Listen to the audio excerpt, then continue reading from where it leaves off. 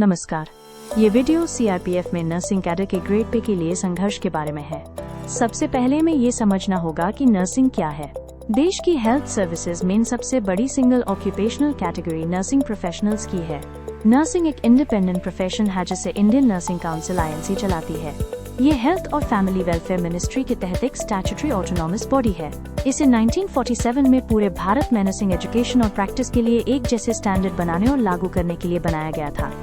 Nursing officers technical और interpersonal skills दोनों का इस्तेमाल करते हैं और कम्युनिटी सेंटर हॉस्पिटल और स्पेशलाइज्ड केयर यूनिट जैसी अलग अलग जगहों पर बीमार और स्वस्थ लोगों की देखभाल में अपनी खास नर्सिंग प्रोफेशनल नॉलेज का इस्तेमाल करते हैं। वे हॉस्पिटल और फील्ड एरिया दोनों में मुश्किल हालात में मरीजों की देखभाल के लिए जरूरी सर्विस देते हैं।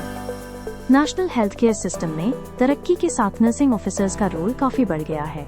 वे अब हॉस्पिटल फील्ड और ऑपरेशनल एरियाज, डिजास्टर जोन्स और कई दूसरी मुश्किल जगहों पर अच्छे से काम करते हैं। सीआरपीएफ नर्सिंग ऑफिसर अक्सर उन जगहों पर भी मौजूद रहते हैं जहां डॉक्टर भी पोस्टेड या अवेलेबल नहीं होते और वे सभी लेवल पर जरूरी हेल्थ केयर सर्विस देते हैं। साल 2010 से 2013 के बीच सीआरपीएफ भर्ती बोर्ड ने अपने कॉम्पोजिट हॉस्पिटल्स में करीब 250 से 300 नए नर्सिंग ऑफिसर्स पुरुष और महिला की भर्ती की थी, लेकिन इनमें से लगभग 20 से 30% नर्सिंग ऑफिसर्स ने थोड़े समय बाद सीआरपीएफ छोड़ दिया। इसकी मुख्य वजहें थीं काम की कठिन और खराब परिस्थितियां, प्रमोशन का बहुत धीमा या बिल्कुल न होना और नर्सिंग कैडर के वित्तीय घाटे।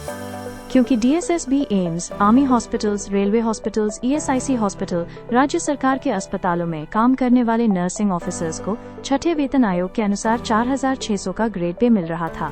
इन सभी संस्थानों ने छठे वेतन आयोग को साल 2008 में 1 जनवरी 2006 से लागू कर दिया था, लेकिन सीआरपीएफ ने अपनी नर्सिंग कैडर को 4600 ग्रेड पे वेतन का फायदा नहीं दिया। इसी वजह से नर्सिंग ऑफिसर्स का मनोबल गिर गया। वे डिमोटिवेटेड महसूस करने लगे और सीआरपीएफ नर्सिंग कैडर को लेकर उनमें निराशा छा गई। बार बार अभ्यावेदन के बावजूद सीआरपीएफ नर्सिंग ऑफिसर्स के लिए ग्रेड पे में अंतर का मामला कभी हल नहीं हुआ। इस वजह से नर्सिंग ऑफिसर्स ने जयपुर और दिल्ली हाईकोर्ट का दरवाजा खटखटाया। दोनों न्यायालयों ने पे पैरिटी के मामले में उनके पक्ष में फैसला सुनाया, लेकिन सीआरपीएफ एडमिनिस्ट्रेशन ने इन फैसलों को सुप्रीम कोर्ट में चुनौती दी, जहां ये मामला अब 10 साल से ज्यादा समय से पेंडिंग है। ये निराशाजनक है कि सीआरपीएफ एडमिनिस्ट्रेशन और उसके सरकारी वकीलों का तर्क है कि सीआरपीएफ नर्सिंग ऑफिसर ज्यादा ग्रेड पे की मांग कर रहे हैं और कहते हैं कि उन्हें सीआरपीएफ के एक्स्ट्रा पर्क्स और अलाउंस मिल रहे हैं जो दूसरे ऑर्गेनाइजेशन में नहीं मिल रहे हैं। ये दावा गलत है। नर्सिंग ऑफिसर ज्यादा ग्रेड पे नहीं मांग रहे हैं, वे सिर्फ 6th पे कमीशन के तहत पहले से मंजूर ग्रेड पे मांग रहे हैं, जो कि 4600 है, जिसे दूसरे सेंट्रल गवर्नमेंट इंस्टीट्यूशन में पूरे नर्सिंग कैडर के लिए बहुत अच्छी तरह से लागू किया गया है। और सीआरपीएफ में दिए जाने वाले अलाउंस सिर्फ नर्सिंग ऑफिसर्स के लिए नहीं है, ये सभी कैडर को बराबर दिए जाते हैं, जिसमें doctors, paramedical staff, GD staff, signal staff, MT staff और मिनिस्ट्रियल स्टाफ शामिल हैं। नर्सिंग कैडर के लिए 6th पे कमीशन के तहत रिकमेंडेड ग्रेड पे को ये वजह देकर मना नहीं किया जा सकता कि उन्हें दूसरे सीआरपीएफ अलाउंस मिलते हैं, जो सिर्फ सीआरपीएफ नर्सिंग कैडर को ही नहीं बल्कि सीआरपीएफ के दूसरे कैडर को भी मिलते हैं। अब देखते हैं कि सीआरपीएफ में नर्सिंग ऑफिसर्स की ड्यूटी कैसी होती है। सबसे पहले काम करने के मुश्किल हालात। नर्सिंग ऑफिसर्स तीनों शिफ्ट में राउंड द क्लॉक ड्यूटी करते हैं, जिसमें गवर्नमेंट हॉलीडेज और इमरजेंसी ड्यूटी भी शामिल है। उन्हें मुश्किल से छुट्टी मिलती है क्योंकि नर्सिंग ऑफिसर्स की सीआरपीएफ में बहुत कमी है। सीआरपीएफ नर्सिंग ऑफिसर्स को इन्फेक्शियस बीमारियों के संपर्क में आने का सबसे ज्यादा खतरा होता है, क्योंकि वे सीआरपीएफ हेल्थ केयर सिस्टम के मुख्य फ्रंटलाइन हेल्थ वर्कर हैं। सीआरपीएफ नर्सिंग ऑफिसर्स की जिम्मेदारियां स्टैंडर्ड नर्सिंग केयर के अलावा भी होती हैं। CRPF nursing officers CRPF health care system में जरूरी एडमिनिस्ट्रेटिव जिम्मेदारियों के साथ साथ एडवांस क्लिनिकल ड्यूटी भी संभालते हैं। उन्हें लेफ्ट विंग एक्सट्रीमिज्म LWE वाले इलाकों, टेररिस्ट असर वाले इलाकों, डिजास्टर वाले इलाकों वगैरह में भी तैनाती की जाती है, जहां वे फील्ड ऑपरेशन के दौरान इमरजेंसी केयर और फर्स्ट एड सपोर्ट देते हैं और अक्सर अपनी जान जोखिम में डालते हैं। सीआरपीएफ में नर्सिंग ऑफिसर की जिम्मेदारियां दूसरे सेंट्रल गवर्नमेंट अस्पतालों के नर्सिंग ऑफिसर के मुकाबले ज्यादा होती हैं, जहां वे आमतौर पर 6 घंटे की शिफ्ट सिस्टम में सिर्फ क्लिनिकल नर्सिंग ड्यूटी करते हैं और उन्हें ड्यूटी ऑफ भी मिलता है।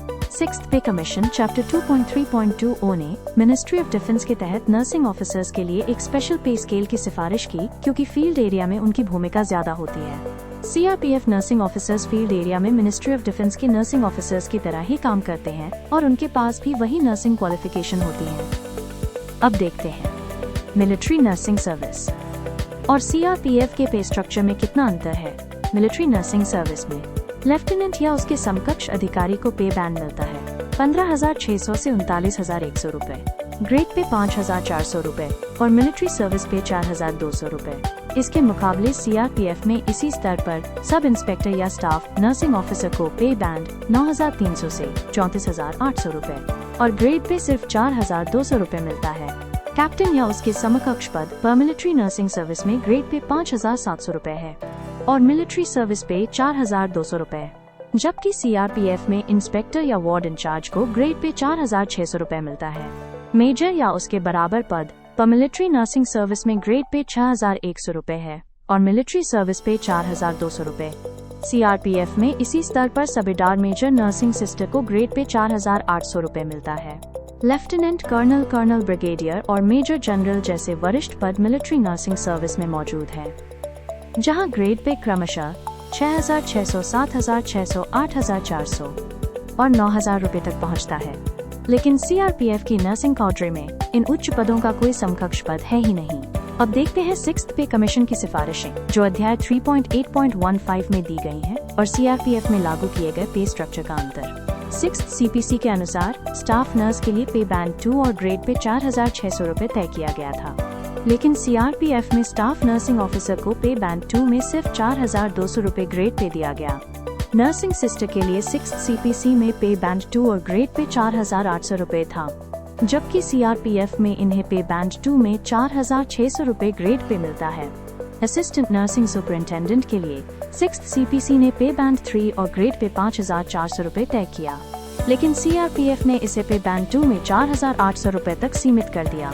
6th CPC में deputy nursing superintendent, nursing superintendent और चीफ नर्सिंग ऑफिसर के लिए पे बैंड 3 में ग्रेड पे क्रमशः 5,400, 6,100 और 6,600 रुपए तय था, लेकिन CRPF नर्सिंग कैडर में इन पदों का कोई समकक्ष पद मौजूद ही नहीं है। 6th पे कमीशन की ये नर्सिंग स्ट्रक्चर सिफारिशें को सभी केंद्रीय सरकारी अस्पतालों, ESIC, railways, AIIMS, DSSSP hospitals और स्टेट गवर्नमेंट हॉस्पिटल्स में लागू की गई थी, लेकिन CRPF जो MHA के अंतर्गत आता है इन सिफारिशों को लागू नहीं किया और स्टाफ नर्सिंग ऑफिसर का ग्रेड पे 4,600 से घटाकर 4,200 कर दिया।